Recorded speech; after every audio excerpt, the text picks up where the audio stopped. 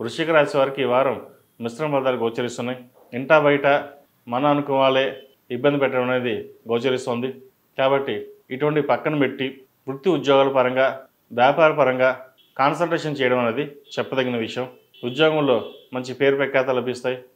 Promotion వచ్చే అవకాశం గోచరిస్తోంది. గవర్నమెంట్ ఉద్యోగస్తులకు ఈ వారం బాగుందని చెప్పవచ్చు. ఏ పని చేసినా ముందుకు సాగుతుంది. వ్యాపారస్తులకు వ్యాపార పరంగా చిన్న చిన్న ఇబ్బందులు అనేవి ఏర్పడతాయి. జన్మరాశిలో చంద్రుడి సంచారం, తృతీయంలో రవి బుధులు, చతుర్థంలో శుక్రుడు శని, పంచమ రాహు. ఏదైనా ఒక నిర్ణయాలు తీసుకునేటప్పుడు ఆలోచించి నిర్ణయాలు తీసుకోవడం చెప్పదగినది. ఒకరి మాట నమ్మి ఇదే నిజమని కాకుండా పూర్వాపరాలు పరిశీలించుకొని ముందుకు వెళ్ళడం అనేది చెప్పదగినది. లేకపోతే ఉద్యోగస్తులు కావచ్చు, బంధువర్గంలో కావచ్చు విభేదాలు వచ్చే అవకాశం గోచరిస్తుంది. వ్యాపారస్తులకు వ్యాపారపరంగా లాభసాటిగా ఉంటుంది. ముఖ్యంగా భూ సంబంధించిన వ్యాపారాలు కలిసి వస్తాయి. పౌల్ట్రీ రంగం కావచ్చు, రియల్ ఎస్టేట్ కావచ్చు, చిరుధాన్య వ్యాపారస్తులకు, వస్త్ర వ్యాపారస్తులకు, ఫ్యాషన్ డిజైనింగ్ వీళ్ళకి ఈ వారం బాగుందని చెప్పచ్చు. ఈ ఫంక్షన్స్, మ్యారేజ్, ఈవెంట్ ఆర్గనైజర్స్కి ఈ వారం లాభసాటిగా ఉండే అవకాశం గోచరిస్తుంది. ఏది ఏమైనా గత 2 వారాల కంటే ఈ వారం వీరికి బాగుందని చెప్పవచ్చు. అలాగే ఈ రాశిలో నిర్మించిన స్త్రీలకు వృత్తి ఉద్యోగాల పరంగా వ్యాపార పరంగా అనుకూలంగా ఉంటుంది. వ్యాపారంలో మంచి అభివృద్ధి కనబరుస్తారు. కష్టానికి తగిన ప్రతిఫలం లభిస్తుంది. వచ్చిన ధనాన్ని జాగ్రత్త పరచగలిగితే మంచి ఫలితాలు ఉంటాయి. అయితే కొన్ని లోన్లు తీసుకోవడం వల్ల లేదా ఎవరికైనా అప్పు ఇవ్వడం వల్ల ఇబ్బంది పడే అవకాశం గోచరిస్తుంది.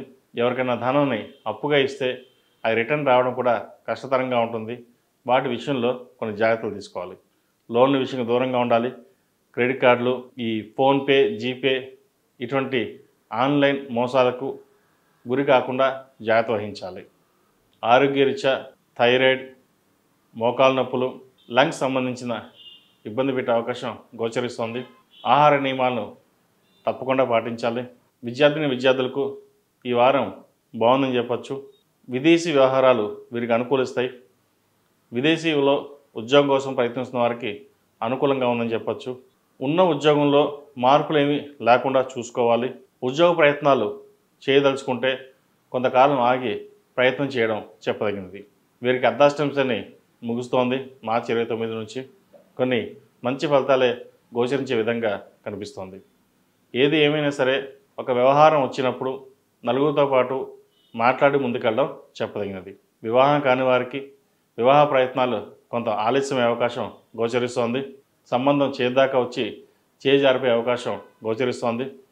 కాబట్టి జాతక పరిశీలన చేసుకుని ఏదైనా దోషాలు ఉంటే పరిహారాలు చేసుకుని ముందుకు వెళ్ళడం అనేది చెప్పదగిన విషయం. ఈ రాశివారు ప్రతిరోజు ప్రతినిత్యం ఓం నమః శివాయతో దీపారాధన చేయడం, అలాగే శివాలయ దర్శనం చేసుకోవడం, ఒక సోమవారం నాడు రుద్రాభిషేకం చేయించండి.